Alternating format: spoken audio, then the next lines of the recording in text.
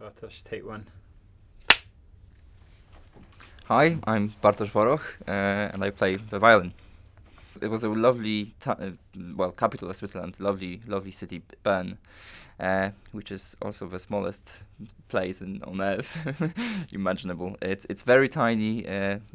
Very few people live there actually, and it's very quiet. It's famous even in Switzerland. It's famous for being very slow. Um, and I needed this time to just for things I wanted to look for in music. And then eventually I found them, and I found people who really I was fascinated with, and it happened that they lived in London. So I just sort of followed them here. Every now and then, yes, I do lead some bigger groups, like orchestras and of course ensembles. Quite a lot of chamber music is also part of my musical experience, and playing solo with orchestra, or strictly solo as in solo works, or with a pianist. I spent so much time in my classroom practicing capriccios and Bachs, and every now and then playing with a pianist. But it was always, just a solo scenario or one-to-one scenario, and then, of course, confrontations with my teacher. And then all of a sudden you've got this 100 people behind you, and they all look up to you, and they just want to know what are you gonna do. And in a different way than just playing a concerto with them, when you come and you just sort of do your thing, and they are sort of forced to follow you, whether they want to or not. Whereas in orchestra, it's you actually have to make sure that what you're doing is right. And in that sense, it's a completely different social experience as well, not only musical. Nothing really unconscious. I remember vague memories of my dad and my uncle playing the guitar, just during sort of family meetings or stuff like that. So I remember the music was quite present in general. It was more of a sort of folk songs or things like that. But I remember always enjoying it a lot. One has to do so much these days, or maybe it's just the way I am. But I can't really picture myself only playing concertos with orchestra, or only doing recitals, and never really going into playing a piano trio, or even a quartet, or a string quintet, or bigger groups. Then giving orchestra up entirely is not exactly something I would be prepared to do either.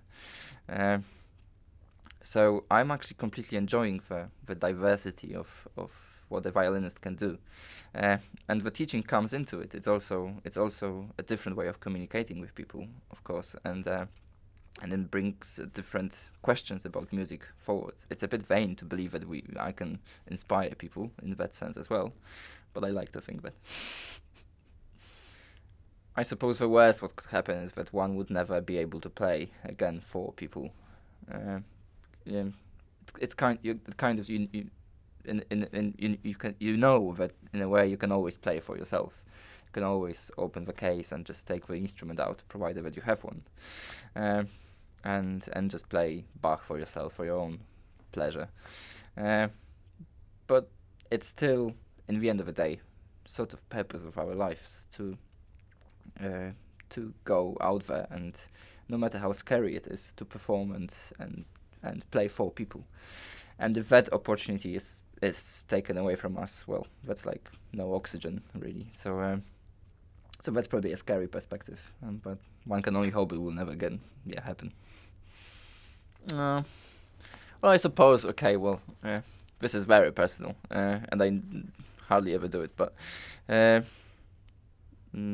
well, if I cry, I can cry because of a book, or because of a movie, or every now and then because of the music I hear. It does happen.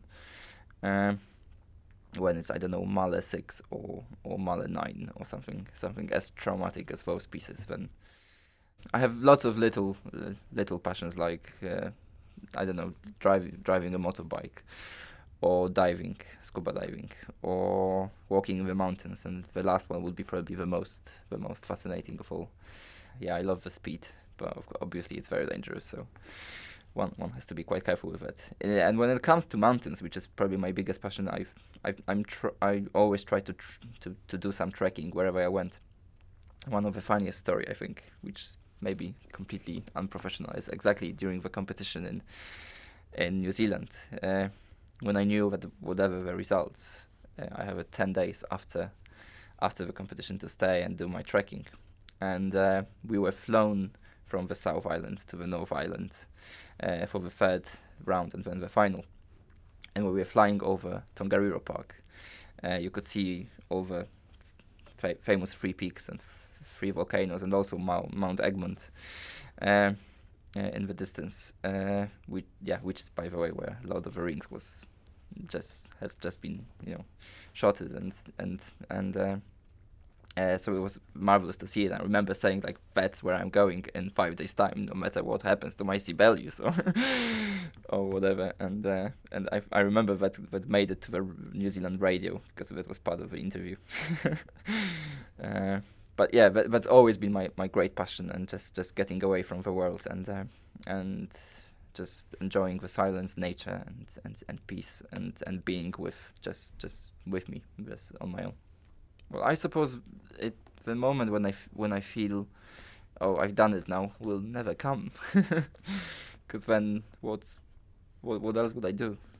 I'm happy to be where I am, for sure, but obviously I want more, and I hope that the hunger will never really disappear, because that's what motivates me in the end of the day. It has to come from within rather than from outside.